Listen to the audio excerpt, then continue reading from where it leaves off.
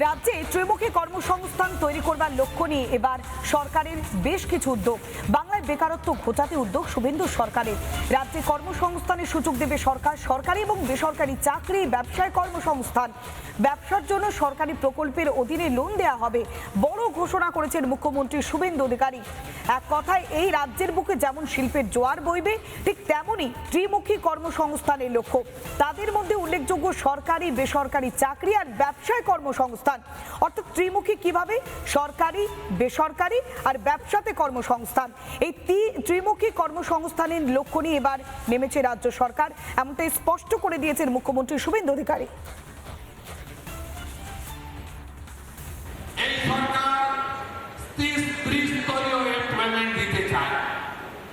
আগামী কয়েক মাসের মধ্যে 1 লক্ষ সরকারি চাকরি যেমন হবে, মেধা অনুযায়ী হবে, তার সাথে বেসরকারি বিনিয়োগকারীরা যত এই ধরনের তাদের প্ল্যান্ট এক্সপেনশন করবে, এই প্ল্যান্টকে কেন্দ্র করে অ্যান্সিলিয়ারি তৈরি হবে, তত বেশি করে আমাদের ডাইরেক্ট এবং ইনডাইরেক্ট এমপ্লয়মেন্ট তৈরি হবে। অনেক ছেলে মেয়েরা চায় লিমিটেড ইনকামের চাকরি করব না, ব্যবসা করব। তাই আমাদের সরকার প্রধানমন্ত্রী পিএমইজিপি থেকে, মুদ্রা যোজনা থেকে, স্বরোজগার যোজনা থেকে, আমরা খাদি বোর্ডের নানা সাবসিডি ওরিয়েন্টেড লোন থেকে, আমরা এমএসএমই সেক্টর, নানাভাবে সরকার গ্যারেন্টার থাকবেন, সব লোন, অল্প ইন্টারেস্টের লোন আমরা দিয়ে এই রাজ্যে শুধু লাখপতি দিদি নয়, লক্ষ লক্ষ গুড বিজনেসম্যান আমরা তাদের তৈরি করার পরিকল্পনা নিয়েছি। সিন্ডিকেট, কাটমানি, তোলাবাজি, দাদাগিরি, সব জায়গায় রাজনীতিকরণ, এই জায়গা থেকে আমরা 2 মাসে বেরিয়ে এসেছি।